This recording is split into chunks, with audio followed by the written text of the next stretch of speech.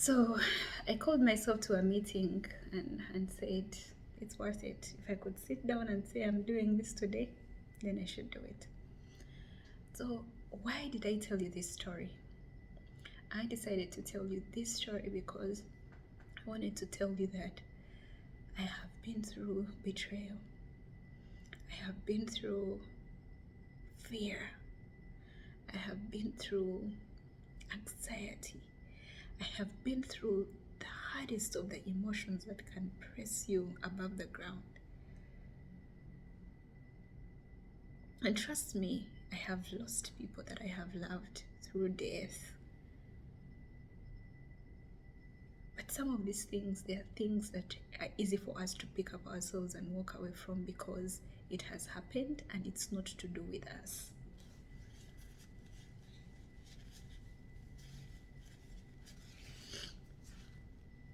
Fear is so bad, so bad. So bad that it will consume and overwhelm you as a person and even take control of your mind, your senses, and your taste, even in the mouth. You will drink water and you'll continue to be thirsty.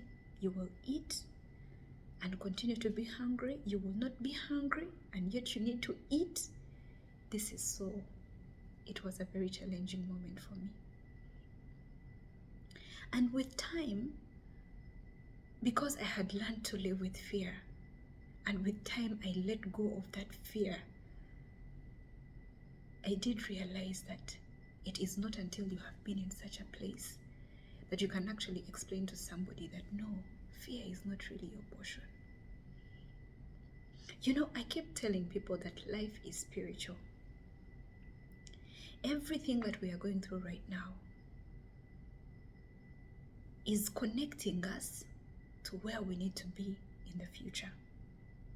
Or still, as a history scholar, what has happened to us in the past is teaching us for what we need to look out for in the future.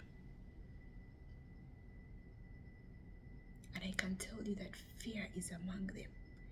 The moment you put it in your mind of how scared you get when somebody robs you, the moment you put it in your mind of how scared you might be when you get betrayed, the moment you put it in your mind of how much fear you can have, or how much pain you would feel if somebody inflicted pain on you, trust me, you are creating it.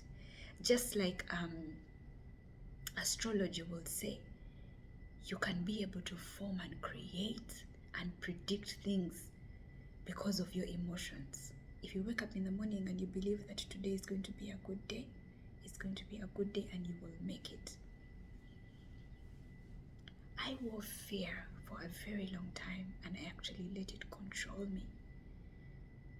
And it's true when the Bible says that do not fear, and fear is evil, because it allows us to put fear above God, and this is wrong. This is very wrong. We need to live in life knowing that nothing is above God.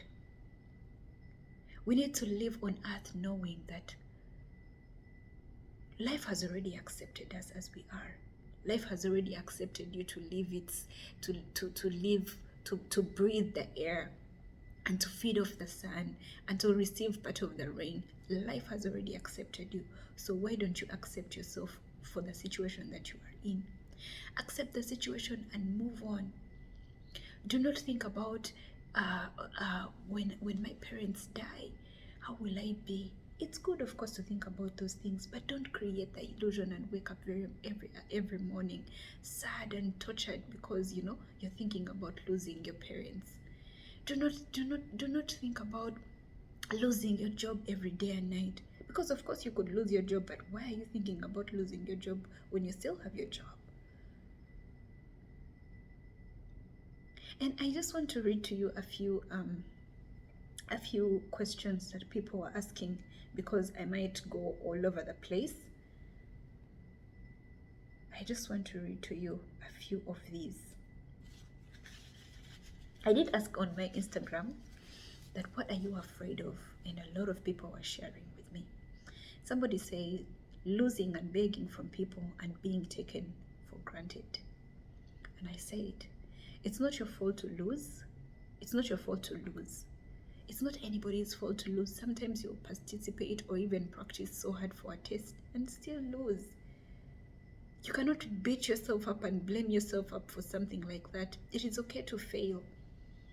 It's all up to you if you want to try again, or if you want to give up, or if you want to use other tactics or methods.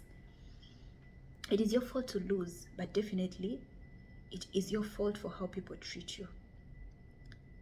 It is important for us to know how people treat us, and this is something that we should not fear.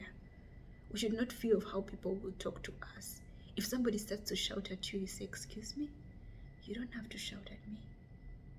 If somebody is being impolite to you, you tell them, excuse me? Please don't be impolite to me. Somebody said, I fear the loss of a loved one. If somebody is still there, people, please, let's just live life as a blessing the way it is. Let's just love ourselves and even the people that we have around us. Love them so much that you feel that I loved them. I showed these people how much I loved them.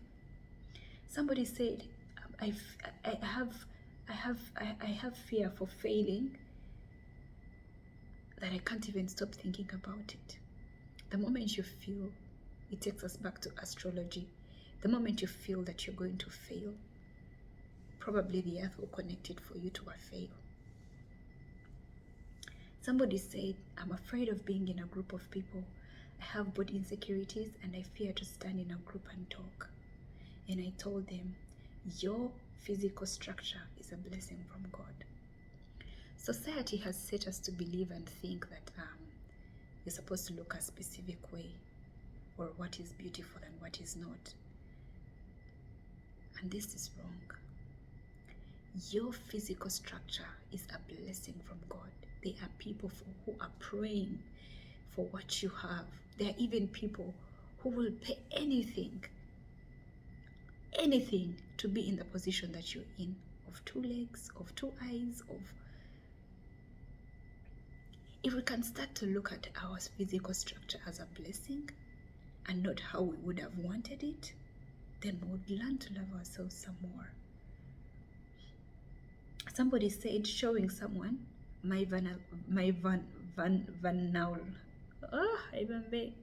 showing someone my vulnerability.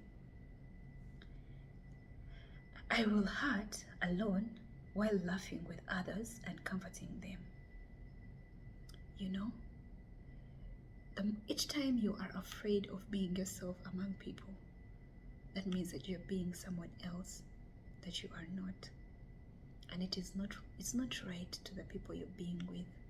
That means that they get a chance to experience somebody else that is actually not you. And worst of it all, you are not living your authentic self. So it is important, just live yourself. If you want to cry, somebody always says, they are my tears, cry. If you want to laugh, go out, laugh. Do not be scared of showing your emotions. There is a reason as to why they are there. That is why you laugh endlessly. Why are we not ashamed about laughing? Do not be ashamed of crying and being vulnerable when you need to. Do not. Somebody said, my fear is that my dreams may come true. Worse is, we are going at a very bad place if they do.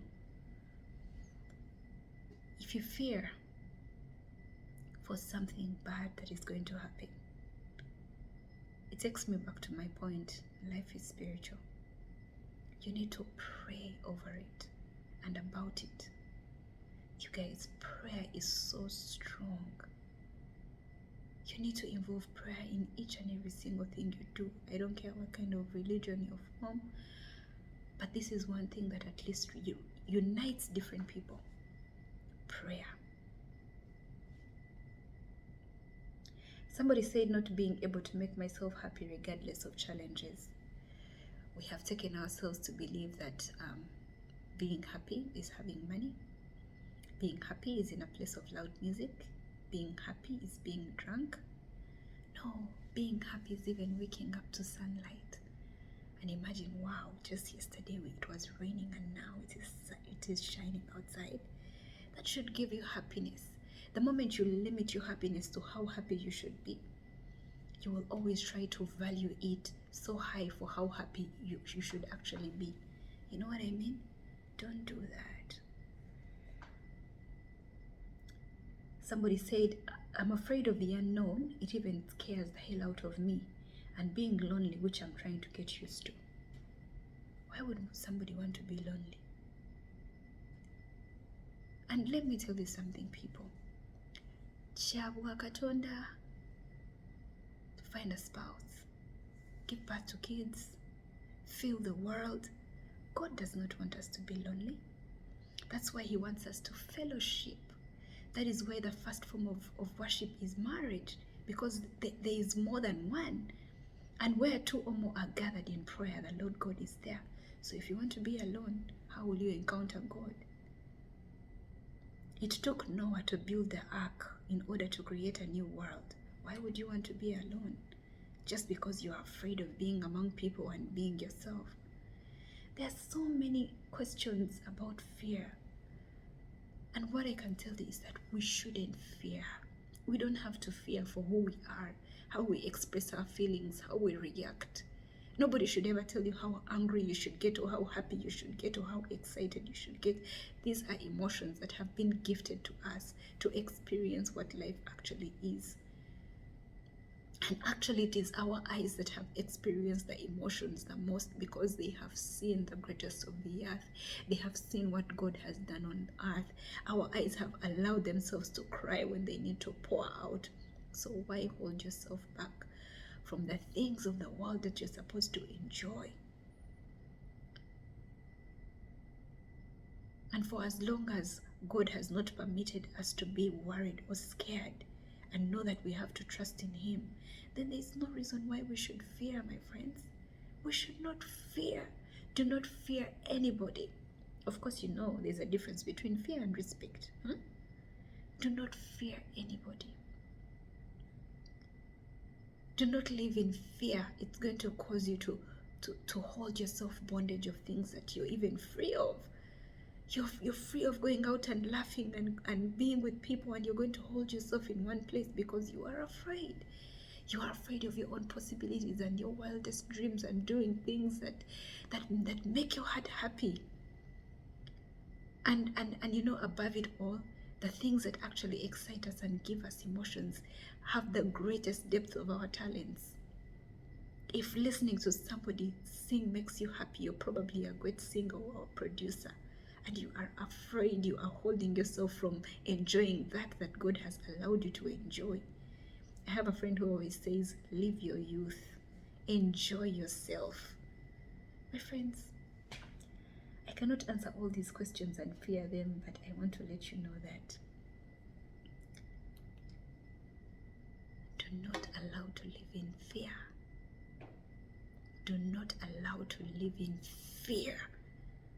Rebuke it every second you can get. Stand firm and say, I am not a slave of fear. Nanaba Pastor. Take care.